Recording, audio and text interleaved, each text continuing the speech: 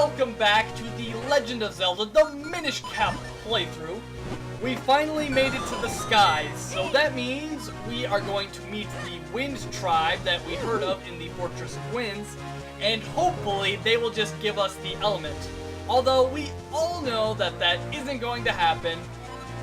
Everybody knows that in Legend of Zelda games you need to go through a dungeon and defeat a boss, so let's just hope we get the element, but that's not going to happen.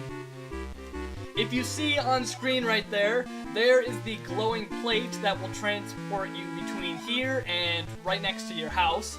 We saw that much earlier in the game when we had to save the old man from his curse. And now that we are back here, we are actually going to get our reward for saving him. You have to wait through pretty much the whole game to get this reward, and to be honest, it's really not worth it. It's just a neat little upgrade, but you definitely don't need it to beat the game. It really doesn't even help that much.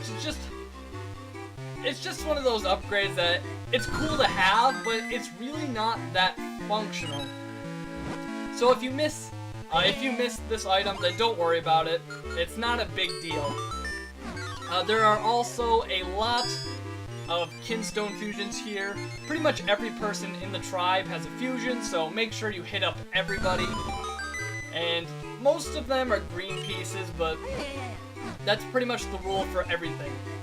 So if you talk to him again, he will thank you for saving him earlier, and he will give you the light arrows. The light arrows return from previous Legend of Zelda games. However, this time they're really not that useful. Basically, you have to just pull out an arrow, and then you have to charge it up, and then when you shoot it out, it will be a more powerful, faster version of a normal arrow. It's really not that helpful at all. It doesn't really help you defeat enemies, and it doesn't help against any of the bosses.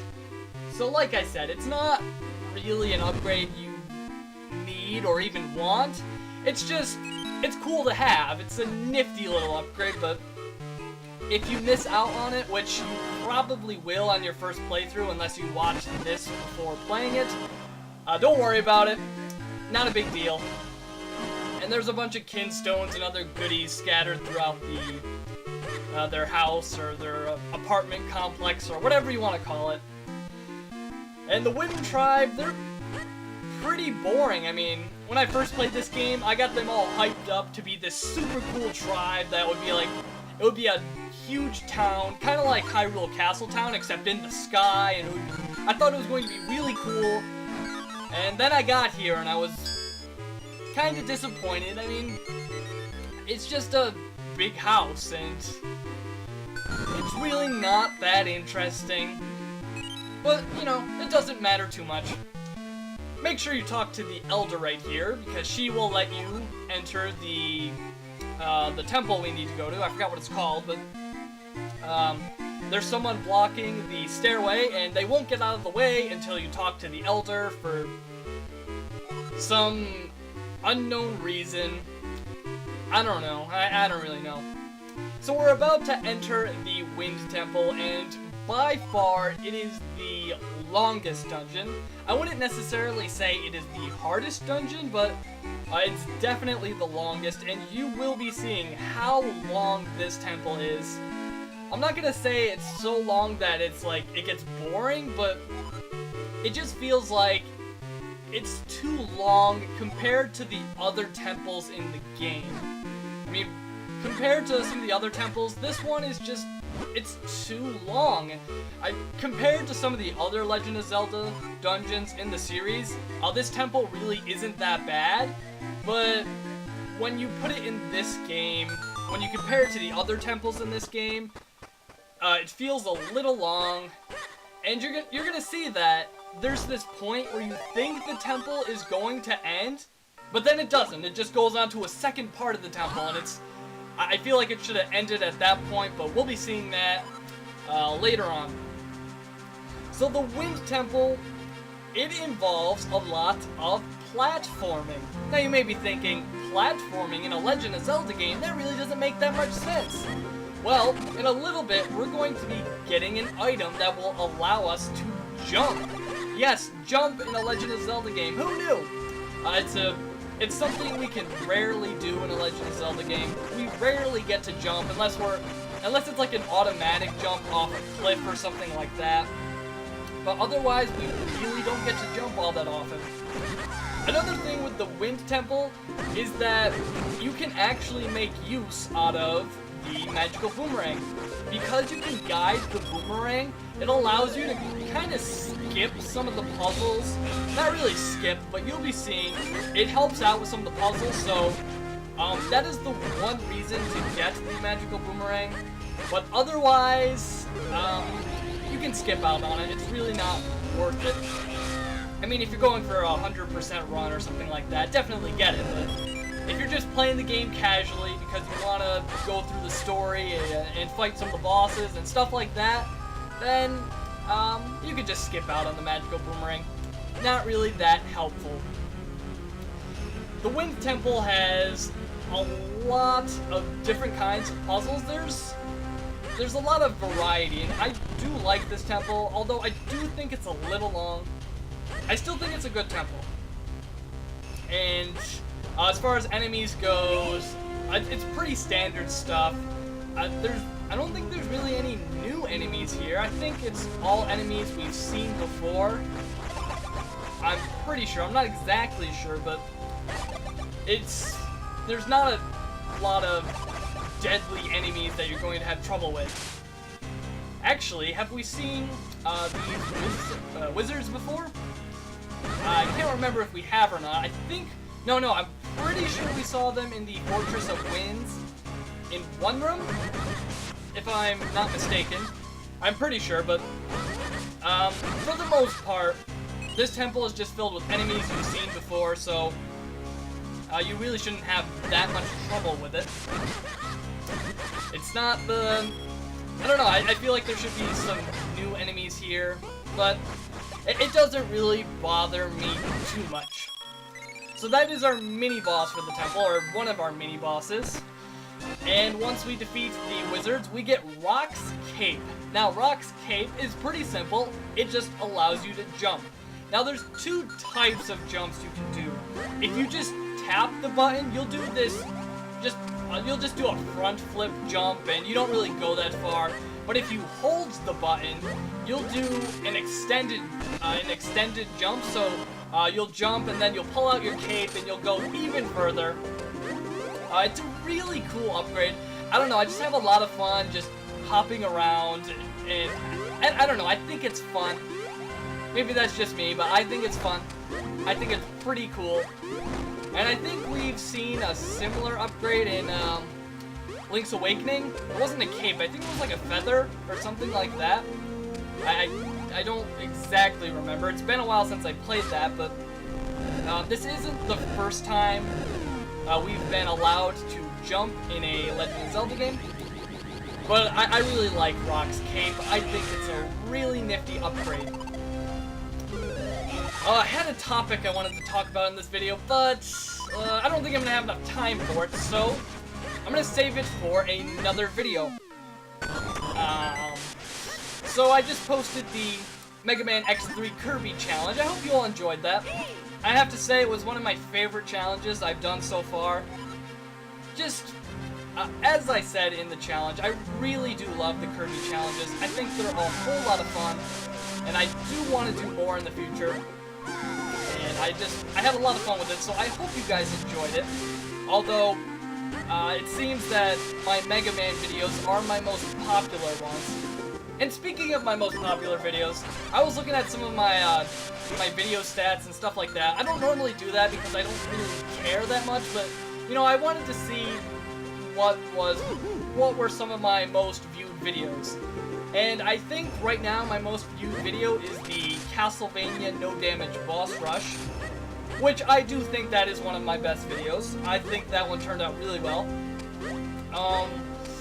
But I saw up there that there's a random part of Kirby Superstar that is in my top 5 most viewed videos, and I don't know why. There's nothing really special about the video. I think in the video I talk about my, I don't know, PlayStation 1 and N64 memories. I think that's the one. But I don't understand why that is one of my most viewed videos. It's not like any of the other videos in the playthrough got that many views. Like, I'm just confused. I'm not really angry or anything. I'm just kind of confused. It doesn't really bother me, but I don't know. Why is that one of my most viewed videos? I don't know. Maybe by the time you actually see this video, it will change, but I don't understand. I really don't. Also in my top 5 is the very first video I made. The Mega Man X Kirby Challenge Part 1, and I hate that video. I think it is absolutely terrible. I listened to some of my older videos and I just cringe. Like, some of my older videos, the commentary was just so bland. I felt like when I watch it, I'm like, wow, I had no excitement. It's like I didn't even want to do the commentaries. I just sounded so bored with it. And I just watched some of my older videos and I'm like, I don't even understand. It's like, they were not good. I mean, I'm not saying my videos are any good now. I just have fun doing it, but I can say that I have improved, and that's always my goal, just to improve, not to become the best, but just want to improve, make some fun videos to watch. I don't know, but it really does bother me that that is one of my most viewed videos, because I just hate it. And I have considered doing that whole challenge over, doing new commentary, maybe doing it over again to get better looking footage, just because I don't like how it turned out. When I re-watch the videos, it just doesn't sound good. I'm just not impressed with my commentary, and I kind of want to go back and redo it, but I don't know. Maybe in the future I'll do it. I don't know. I don't know if I want to put in the effort to do a repeat challenge, like literally the same challenge over again. I don't know, maybe if I do it for some sort of like anniversary thing, like maybe next year, because I just had my 1-year anniversary. Maybe for my 2-year anniversary, I'll post the whole challenge again on one day. I think that would be pretty cool. I don't know. Post your thoughts down below if you have any. I'd like to know, would you like to see a redone version of it? I know I certainly would like to do it, because I don't like how that turned out.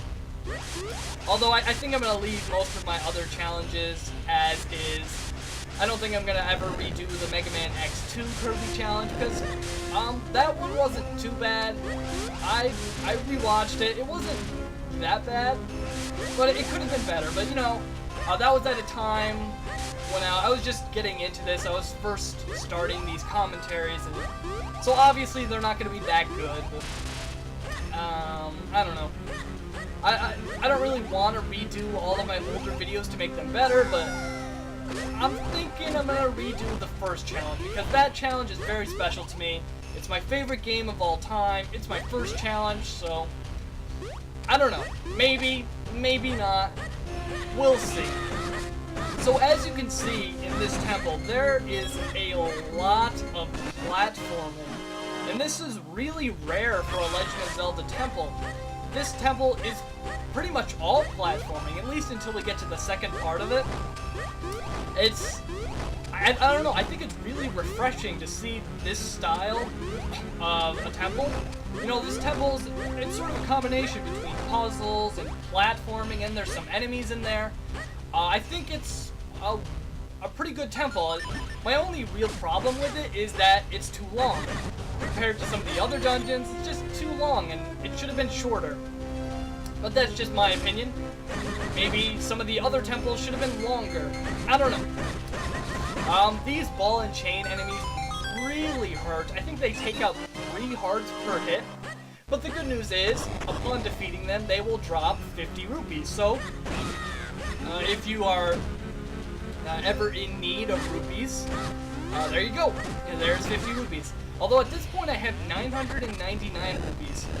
And I'm not sure if that's because I've just gotten a lot of rupees from chests and stuff like that. Or I have a feeling I may have gone and done the infinite rupee trick at this point. I'm not quite sure. It's been a long time since I recorded this footage. But there's a lot of times during this playthrough where I need to go back and get rupees for a certain side quest that I'm not going to cover until the extra video because I don't really think it's relevant. You'll see when we get to the extra video, which is part 27, I think? I don't know. I'm pretty sure it's part 27. This is certainly the longest playthrough I've ever done. I don't know if I ever want to do a playthrough this long again, simply because I don't like splitting this up into multiple months. Like, this is month number 3. This is the 3rd month in a row I've had to play this game. Or not play the game, but post videos of this game, so I don't know. I kind of like the format where I do one challenge and one playthrough a month. It seems to work out well. I don't know. I think it works out well. Maybe that's just me, but I think it works out well. And splitting it up into multiple months, I don't know. It's okay. It's just I kind of like seeing a new game every month. As a viewer, of course, although I'm the one making the videos in this situation. Anyways, in part number 20, we will explore the second half of the Wind Temple. I'll see you then.